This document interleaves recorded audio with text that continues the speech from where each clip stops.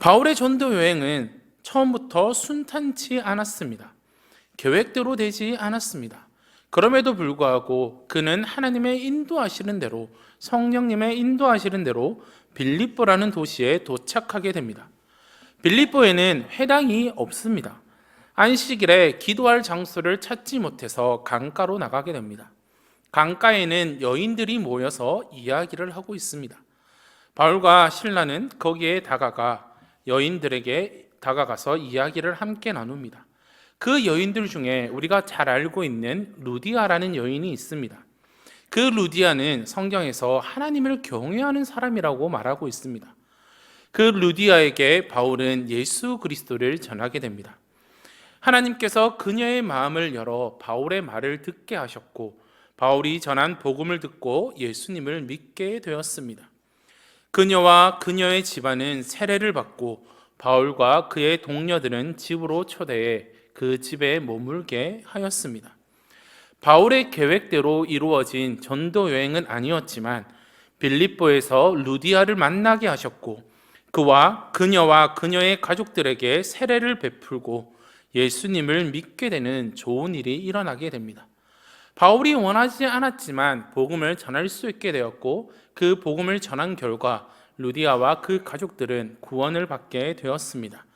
이렇게 아름답고 좋은 일만 일어나면 얼마나 좋겠습니까? 하지만 바울에게는 아주 위험한 일이 닥쳐오게 됩니다. 빌립보에서 바울은 귀신 들린 한 여인을 만나게 됩니다. 그 여인과의 만남은 바울과 신라에겐 좋지 않은 일을 가져다 주게 됩니다. 바울과 신라는 다시 기도하러 가던 중 점치는 귀신 들린 한 여종을 만나게 됩니다. 이 여종은 누군가의 노예였고, 그 여종은 주인에게 큰 이익을 가져다 주는 여종이었습니다. 이 여인은 바울과 신라를 따라다니면서 이렇게 외칩니다. 17절 말씀을 보시면, 그가 바울과 우리를 따라와 소리질러 이르되 이 사람은 지극히 높은 하나님의 종으로서 구원의 길을 너희에게 전하는 자라 하며 라고 외치고 있습니다. 귀신 들린 여자가 바울의 정체를 드러내고 날이 갈수록 이 바울을 괴롭힙니다. 여인의 계속되는 외침은 단순히 귀찮은 수준을 넘어서서 바울과 신라가 하는 사역에 방해가 되기까지 합니다. 바울은 이 문제를 해결하기로 결심합니다. 그래서 바울은 이렇게 명령합니다. 예수 그리스도의 이름으로 내가 내게 명하노니 그에게서 나오라라고 여인에게 명령합니다. 그랬더니 즉시 귀신이 그 여인에게서 쫓겨나게 됩니다. 점치던 귀신 들린 여종에게서 귀신이 쫓겨났습니다. 어떤 일이 벌어질까요? 이 여종은 한 노예였고 주인들은 그 노예를 통해서 많은 돈을 벌었지만 귀신이 이제 빠져나가자 점을 치지는 못했고 그들이 누릴 수 있던 경제적인 손실을 발생하게 됩니다. 이에 주인들은 화가 나서 바울과 신라를 붙잡아 관리들에게 모함합니다. 20절과 21절 말씀을 보시면 성관들 앞에 데리고 가서 말하되 이 사람이 유대인인데 우리 성을 심히 요란하게 하여 로마 사람인 우리가 받지도 못하고 행하지도 못할 풍속을 전한다 하거늘이라고 고발하고 있습니다. 이들이 진짜 화난 이유는 풍속을 해치는 것이 아니라 경제적인 손실로 인해서 고발하였지만 그 문제에 대해서는 침묵한 채로 바울과 신라가 사회의 혼란을 초래하는 금지된 풍속을 전하는 것처럼 선동합니다. 그 선동의 결과가 어떻습니까? 22절에서 24절의 말씀을 보시면 다음과 같이 말씀하고 있습니다. 무리가 일제히 일어나 고발하니 상관들이 옷을 찢어 벗기고 매로 치라 하여 많이 친 후에 옥에 가두고 간수에게 명하여 든든히 지키라 하니 그가 이러한 명령을 받아 그들을 깊은 옥에 가두고 그 발을 착고에 든든히 채웠더니, 당시 로마 시대에 때리고 감옥에 가두는 것은 최고의 형벌로 속합니다. 여기서 매를 쳤다라는 것은 한두 대 때리는 것으로 끝나는 것이 아닙니다. 엄청나게 매질을 당했습니다. 얼마나 아팠겠습니까? 맞은 부위에 염증이 생기고 그들의 몸 상태는 심각했습니다. 사실 바울이 어떠한 일을 했습니까? 그냥 귀신을 쫓아낸 것밖에 한 것이 없습니다. 귀신을 쫓아버렸다고 하여 받는 형벌치고는 너무나도 가혹해 보입니다. 바울과 실라는 귀신을 쫓아냈고 그곳에서 복음을 전했지만 그들에게 돌아온 것은 억울한 누명과 가혹한 형벌, 옥에 투옥되는 것이었습니다. 이들이 갇힌 깊은 옥은 지하에 굴을 파서 만든 것인데 강력범이나 사형에 해당하는 범죄자들을 가두는 곳이었습니다. 그들은 복음을 전한 것밖에 없지만 선동 때문에 옷이 벗겨진 채로 매질을 당하게 되고 발에 착고가 채워진 채로 옥에 갇히게 되었습니다. 그들이 계획한 대로 자신이 1차 전도 여행 때 방문했던 교회만 다녔으면 이러한 일이 일어나지 않습니다. 하지만 하나님께서 그 계획을 막으셨고 하나님이 빌립보로 보내셔서 이러한 억울한 누명을 당하게 되었습니다. 자신이 원하지 않던 상황 속에서 그 고난과 그 억울함은 얼마나 클까요? 바울은 온몸이 아픈 상황 속에서도 그리고 자신이 원하지 않던 그 고난과 역경을 만난 그 속에서 얼마나 괴로운 상황이었는지를 우리는 알 수 있습니다. 이런 상황 속에서 바울과 실라는 어떻게 하고 있습니까? 낙심하고 있습니까? 아닙니다. 바울과 실라는 이러한 상황 속에서도 오히려 하나님께 기도하고 찬양하였습니다. 25절 말씀을 보시면 한밤중에 바울과 실라가 기도하고 하나님을 찬송하며 제수들이 듣더라라고 말씀합니다. 제가 만약 바울과 같은 상황이었으면 도저히 기도와 찬양은 나오지 않을 것 같습니다. 아니, 기도는 나오겠지요. 하나님, 왜 나를 이곳에 보내셨습니까? 하나님, 내가 원하는 대로 갔으면 이러한 일이 일어나지 않았을 텐데 왜 나를 이곳에 보내셔서 나를 이렇게 아프게 하십니까? 라는 하나님을 원망하는 기도를 하지 않았을까요? 그런데 바울의 기도는 그렇지 않았습니다. 바울은 기도뿐만이 아니라 찬송했다라고 말합니다. 이러한 상황 속에서 기도하는 것도 쉽지 않겠지만 찬송하는 것은 더욱더 어려웠을 것입니다. 비록 육체는 고통스럽지만 마음의 평안함으로 하나님께 찬송을 부르고 있는 것입니다. 그들은 감옥에서 하나님께 기도하고 찬송하자 놀라운 일이 벌어집니다. 26절 말씀을 같이 한번 읽어보겠습니다. 함께 읽겠습니다. 이에 갑자기 큰 지진이 나서 옥토가 움직이고 문이 곧 다 열리며 모든 사람의 매인 것이 다 벗어진지라. 갑자기 큰 지진이 일어났다라고 말합니다. 그와 동시에 감방과 감옥의 문들이 열렸고 모든 사람의 매인 것이 다 벗어졌습니다. 이 지진에 간수가 자다가 깨어보니 옥문들이 열린 것이 보았고 간수는 이 장면을 보면서 무슨 생각을 하였을까요? 바로 그 죄수들이 다 도망갔다라고 생각했을 것입니다. 이에 간수는 칼을 빼어 자결하려고 합니다. 간수가 칼을 빼어 자결하려고 하던 그때에 바울은 간수에게 다음과 같이 말합니다. 죄수들이 모두 여기에 있으니 몸을 상하게 하지 말라라고 말하고 있습니다. 감옥 안에서 들려오는 예상치 못한 바울의 목소리에 간수는 깜짝 놀랐습니다. 다 도망간 줄 알았는데 소리가 나오는 것이었습니다. 등불을 달라 하여 그곳으로 들어갑니다. 착고에 풀려나서 의연하게 앉아있는 바울과 실라가 보입니다. 간수는 두려워 떨며 바울과 실라 앞으로 나아가 그들 앞에 엎드리고 그들을 데리고 나와 다음과 같은 질문을 합니다. 선생님이여, 내가 어떻게 하여야 구원을 받으리까 하거늘? 이라고 질문합니다. 바울은 이 간수의 질문에 이렇게 대답합니다. 31절 말씀입니다. 이르되 주 예수를 믿으라. 그리하면 너와 내 집이 구원을 받으리라 하고. 바울은 이것을 계기로 주의 말씀을 그 사람과 그 집에 있는 모든 사람들에게 전하였습니다. 그들에게 복음을 전한 결과가 어떻게 되었습니까? 33절과 34절의 말씀입니다. 그 밤 그 시각에 간수가 그들을 데려다가 그 맞은 자리를 씻어주고 자기와 그 온 가족이 다 세례를 받은 후 그들을 데리고 자기 집에 올라가서 음식을 차려주고 그와 온 집안이 하나님을 믿음으로 크게 기뻐하니라. 바울과 실라로부터 예수 그리스도의 복음을 영접한 간수는 그의 가족들과 함께 세례를 받게 됩니다. 그리고 구원받은 하나님의 자녀가 되었습니다. 이것을 바꾸어 표현하면 간수와 그의 가족들은 그동안 매어져 있던 죄와 사막의 속박에서 벗어났다라고 말할 수 있을 것입니다.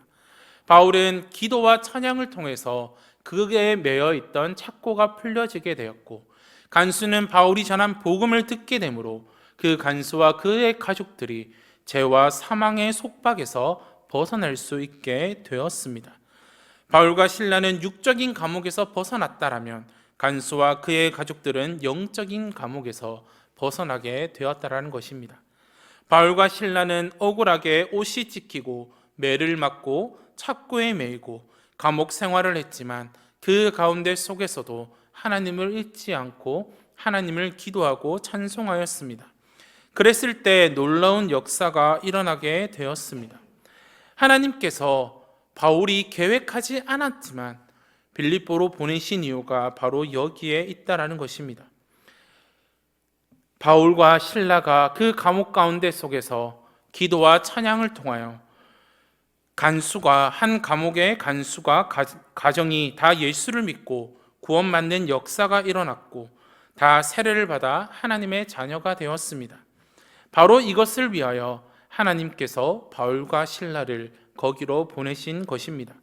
앞부분에서는 하나님이 루디아 가족들을 구원하시기 위하여 바울과 실라를 사용하셨고, 이 부분에서는 고난과 고통 중에서 간수의 가족들을 구원하고자 바울과 실라를 사용하셨다라는 것입니다.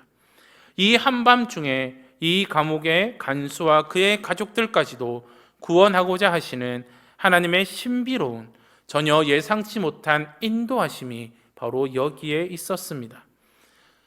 이 루디아와 이 간수의 가족들로 인해서 빌립보 교회가 탄생하게 되었고, 바울이 선교 사역을 다할 때까지 바울의 신실한 선교의 동력자가 되는 것을 우리는 성경을 통해서, 말씀을 통해서 볼 수 있습니다.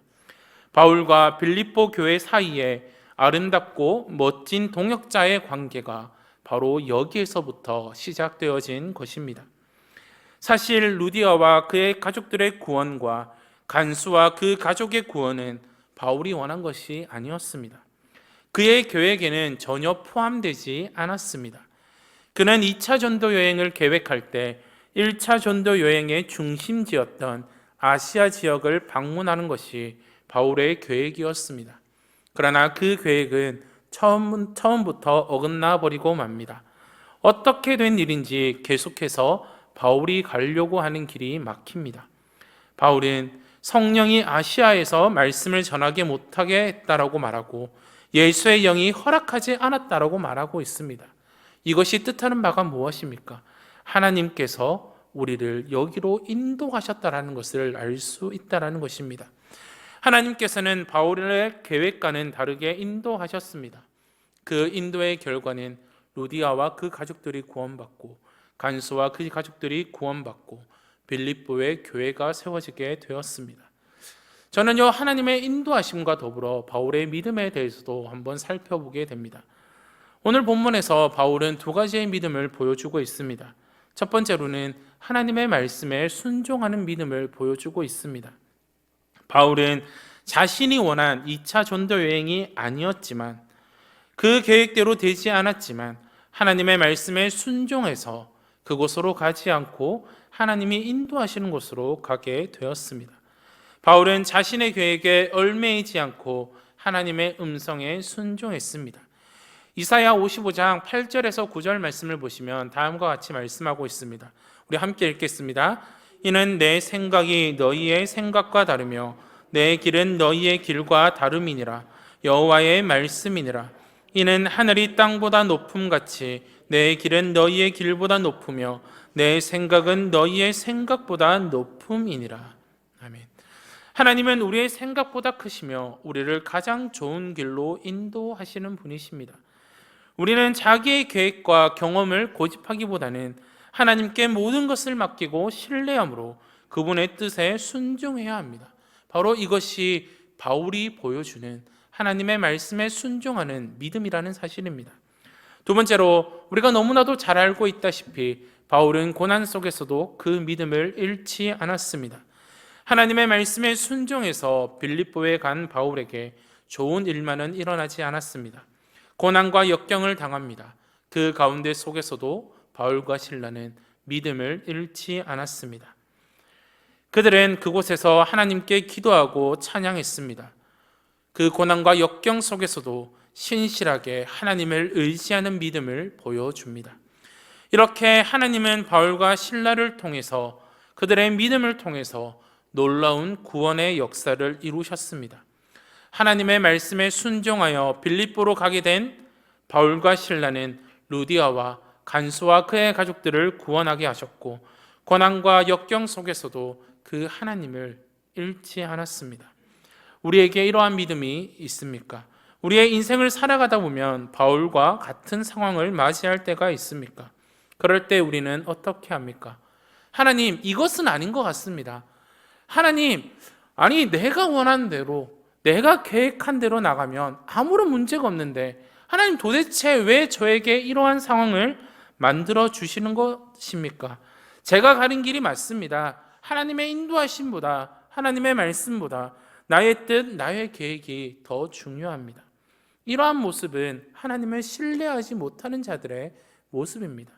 반드시 하나님께서 우리를 가장 좋은 길로 인도하신다라는 사실을 믿는다면 우리는 하나님의 말씀에 순종해야 합니다. 비록 그 길을 가는 도중에 고난과 역경이 있다 할지라도 끝까지 그 하나님만을 바라보고 언약에 신실하신 그 하나님의 말씀을 굳게 붙들고 나아가는 저와 우리 성도님들이 되시기를 바랍니다. 분명히 하나님의 말씀에 순종함으로써 그 고난이 있습니다. 그러나 그 고난 가운데 속에서도 바울과 실라가 기도와 찬송을 할 수 있었던 것은 하나님을 신뢰했기에 가능했던 것입니다. 반드시 하나님께서는 이러한 상황들을 통해서 하실 일이 하나님의 뜻이 있을 것을 신뢰했기에 기도와 찬양을 하였던 것입니다. 우리에게도 이런 믿음이 있기를 소망합니다. 하나님께서는 우리의 생각보다 크시며 우리의 길을 더 잘하시는 분이십니다. 바울의 순종함으로 아시아를 넘어서 유럽까지 복음이 전파되게 되었습니다. 루디아와 간수와 그 가정들이 구원을 받게 되었습니다.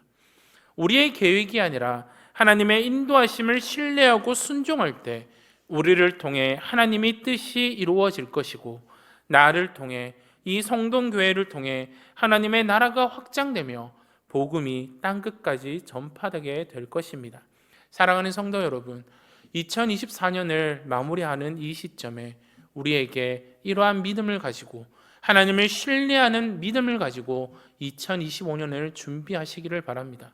하나님, 내가 2024년 하나님의 말씀에 순종하기보다, 하나님의 그 뜻에 따르기보다 나의 뜻, 나의 계획대로 살아왔다라면, 하나님 2025년도는 내가 나의 뜻, 나의 계획이 아니라 오로지 하나님의 말씀을 신뢰하고 오로지 하나님의 말씀에 순종하여, 하나님, 내가 그 고난과 역경 속에서도 하나님을 잊지 않고 하나님께 순종하며 나아갈 수 있는 내가 될 수 있기를 기도하며 나아가는 우리 성도님들이 되시기를 바랍니다.